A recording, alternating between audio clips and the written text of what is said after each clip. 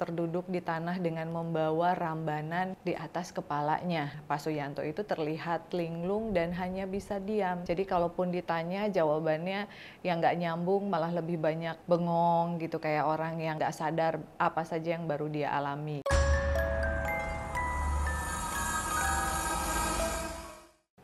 Halo teman-temannya Furi, kali ini Kak Furi akan membawakan tentang kejadian mistis yang dialami oleh Bapak Suyanto yang berumur 42 tahun yang hilang di hutan secara misterius ya.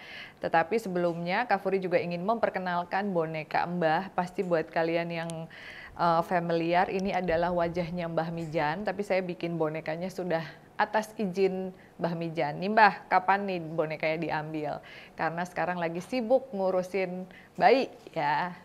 Oke, sebelumnya jangan lupa untuk like, subscribe, share, dan juga komen di YouTube channelnya Furi Harun dan aktifkan loncengnya supaya kalian mendapatkan notifikasi dari setiap segmen yang muncul di tayangan YouTube channel kita. Kejadian ini terjadi di Desa Sumurup, Bendungan, Trenggalek, Jawa Timur. Nah, untuk kalian yang sering mendengar kisah-kisah horor atau menegangkan, pasti sudah tidak asing lagi dengan yang namanya daerah Trenggalek. Jadi, Bapak Suyanto ini hilang sejak tanggal 31 Juli 2023 di sore hari dan ditemukan pada tanggal 1 Agustus 2023 di siang hari dalam kondisi yang linglung dan kebingungan. Terhitung 1 hari 1 malam beliau menghilang. Sekarang kita akan membahas tentang kronologi kejadian berdasarkan informasi yang didapat dari Kepala Desa Ngares ya, namanya Pak Jumairi. Jadi ceritanya teman-teman, Senin sore Pak Suyanto berangkat untuk mencari pakan ternak. Tetapi semakin larutnya hari, Pak Suyanto tidak kunjung kembali dan kambingnya juga masih belum diberi makan. Katanya istri dan keluarga sudah berusaha mencari di sekitar rumah, di sekitar kebun yang biasa didatangi korban, tapi tetap aja nggak ketemu. Akhirnya pada malam hari, warga sekitar serta petugas mencari ke dalam hutan hingga tengah malam. Namun tetap aja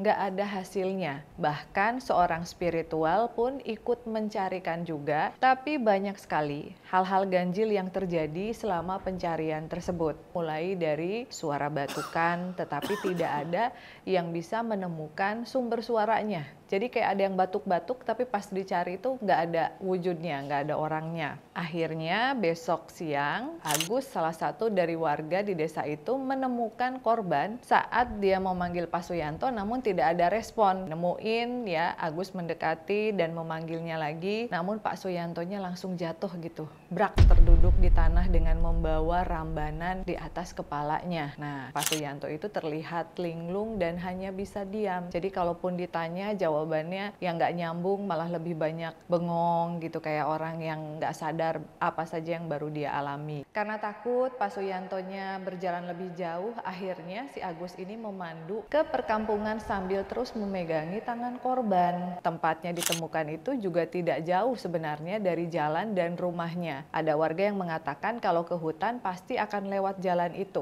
Anehnya nggak pernah ketemu pada saat dicari semalam sebelumnya. Jadi jalan itu sebenarnya udah dilewatin oleh warga, oleh orang pinter, oleh keluarga ya yang mencari, tapi baru ketemu besoknya. Sesampainya di jalan desa, Pak Suyanto ini akhirnya sudah mulai bicara, menunjukkan alamat rumahnya, dan dia menceritakan apa yang dia alami. Jadi dia itu bilang di hutan dia cari jalan-jalan besar, berputar-putar, namun tidak ketemu. Dia pun melihat warga itu lalu lalang. Berkali-kali dia teriak-teriak minta tolong, melambaikan tangan, tapi nggak ada orang yang mendengar ataupun melihatnya. Jadi dia tuh udah kecapean sendiri. Warga tuh kelihatan tapi nggak ada satu orang pun yang melihat dia. Dia juga bilang kalau semalam itu dia batuk-batuk emang. Nah makanya kan sebelumnya ada yang cerita bahwa ada yang mendengar batuk tapi nggak ada wujudnya. Aneh kan? Sedangkan tadi ada warga juga yang bilang, aduh batuk-batuk mana ya, batuk-batuk mana. Ternyata memang itu adalah salah satu cara Pak Suyanto untuk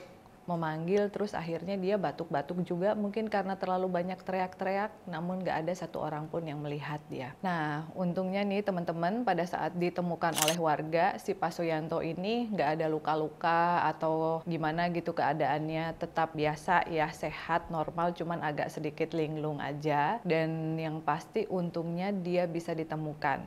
Nah, walaupun bajunya hilang, tampak linglung, terus lemas ya, mungkin karena masih shock ya teman-teman. Nah, tapi tumben juga ya, karena dari kemarin-kemarin anak kecil terus ada yang hilang dengan misterius. Kenapa nih?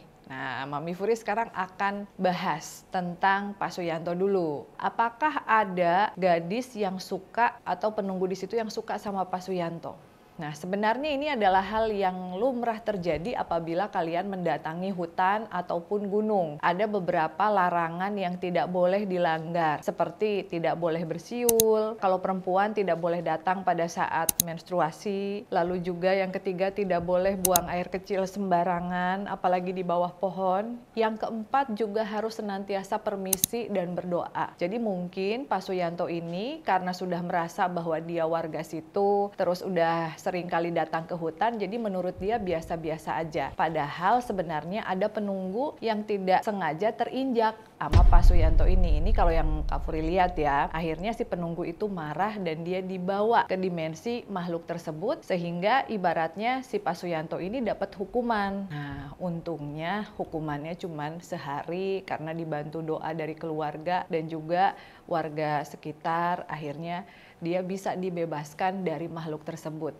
Makanya nih teman-teman, kalau kamu ke hutan atau kamu ke gunung, ingat tadi pantangannya ya, tidak boleh bersiul.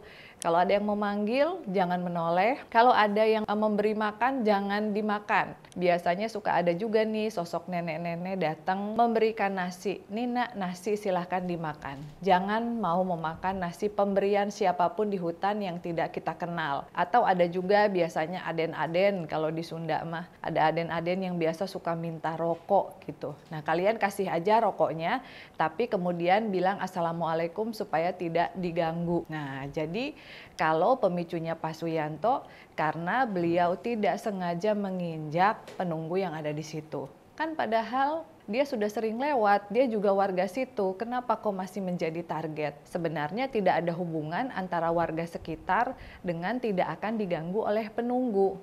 Karena ya itu tadi, namanya keinjek, nggak sengaja. Terus Pak Suyanto juga kayaknya nggak memiliki kemampuan untuk melihat, jadi dia ya jalan-jalan aja. Makanya buat kalian kemanapun harus permisi, assalamualaikum. Pada saat datang nih masuk ke kawasan hutan misalnya, assalamualaikum semua leluhur penunggu yang ada di sini, saya izin, saya minta maaf apabila saya mengganggu. Tolong semoga Allah memudahkan perjalanan saya. Harus seperti itu. Nah, kok bisa orang spiritual tidak menemukan Pak Suyanto? Nah, sebenarnya permasalahan seperti ini juga termasuk masalah yang untung-untungan. Tidak selamanya orang spiritual itu bisa menemukan orang yang hilang. Mungkin pada kasus A dia bisa berhasil, belum tentu pada kasus B dia bisa berhasil juga. Jadi kita jangan hanya mengandalkan salah satu sisi aja. Boleh meminta tolong kepada orang spiritual, tapi tetap ya keluarga harus berdoa, ngaji. Karena dengan doa, dengan ngaji akan mengurangi frekuensi atau kekuatan dari makhluk tersebut yang sedang mencengkram Pak Suyanto. Kebayangkan kalau dia misalnya nyasarnya 30 hari, mungkin ketemu-ketemu Pak Suyantonya sudah meninggal gitu. Jadi syukur alhamdulillah pasti ini juga ada pertolongan dari Tuhan sehingga akhirnya beliau bisa ditemukan oleh warga sekitar juga. Jadi banyak sekali kasus misalnya nih, anak hilang 3 hari yang diculik wewe gombel. Si anak itu ataupun Pak Suyanto sendiri bisa melihat orang-orang yang sedang berlalu lalang nyari bahkan meneriakin namanya. Tapi ini sebenarnya hampir mirip kalau kita lagi ngalamin erup-erup. Nah, buat kamu pasti kamu sering kan ngalamin erup-erup, ketindihan, di mana kamu berusaha untuk meminta bantuan. Misalnya kamu lagi tidur sama suami atau sama istri kamu lagi di sebelah nih lagi main handphone. Tapi kamu mau ngebangunin dia tuh susah banget, mau teriak juga susah. Nah, itu karena kita dibawa ke dimensi yang berbeda. Sehingga apapun yang orang lain lakukan, apapun yang kita teriakan, apapun yang kita lakukan tidak akan bisa dilihat atau didengar oleh orang. Nah, salah satu cara untuk bisa melemahkan frekuensi mereka adalah dengan doa. Makanya kalau erep-erep jangan terlalu memaksakan untuk membaca surat-surat yang panjang, tapi lebih ke tarik nafas, buang nafas ya. Terus kalau misalnya kalian bisa baca bismillah pelan dulu, dan hati kita juga harus tenang supaya bisa terlepas dari cengkraman makhluk halus tersebut. Dan juga ada sedikit saran nih teman-teman buat kamu yang mungkin habis perjalanan ke gunung, ke danau, atau ke tempat-tempat yang agak sedikit angker atau mistis. Pada saat kalian pulang ke rumah, jangan langsung tidur. Ya, silahkan kalian mandi, lalu rebus air yang akan kalian pakai mandi dengan garam kerosokan supaya menetralisir energi yang negatif. Terus setelah airnya mendidih, dicampur pakai air dingin, kalian guyurkan dari ujung rambut sampai ujung kaki, lalu lakukan sholat 5 waktu ya, lakukan sholat, berdoa, baru kalian tidur. Dan pakaian yang sudah kalian pakai itu harus langsung dicuci ya. Jadi kalian taruh di kamar mandi kalau nggak bisa langsung nyuci. Ini misalnya malam-malam datangnya langsung ditaruh di kamar mandi supaya energi negatif itu tidak mempengaruhi ruangan atau kamar serta tidur kalian. Bisa jadi kalian nanti dierep-erep atau diganggu oleh makhluk halus gitu. Nah, semoga kita bisa belajar dari pengalaman Pak Suyanto dimanapun ya, bukan hanya di Trenggalek atau di tempat-tempat yang terkenal angker saja, kita harus berhati-hati, tapi di semua tempat, karena semua tempat pasti ada penunggunya. Jadi biasakan bilang assalamualaikum, dan pada saat akan pulang juga pamit, meskipun kita tidak bisa melihat misalnya ya, seperti itu. Untuk kamu yang memiliki pengalaman mistis ya, digangguin oleh makhluk halus ataupun erep-erep atau selalu mimpi buruk, kalian bisa share di kolom komentar juga, nanti Kak Furi akan jawab ya satu persatu. Oke teman-teman, terima kasih, see you on the next episode. Bye bye.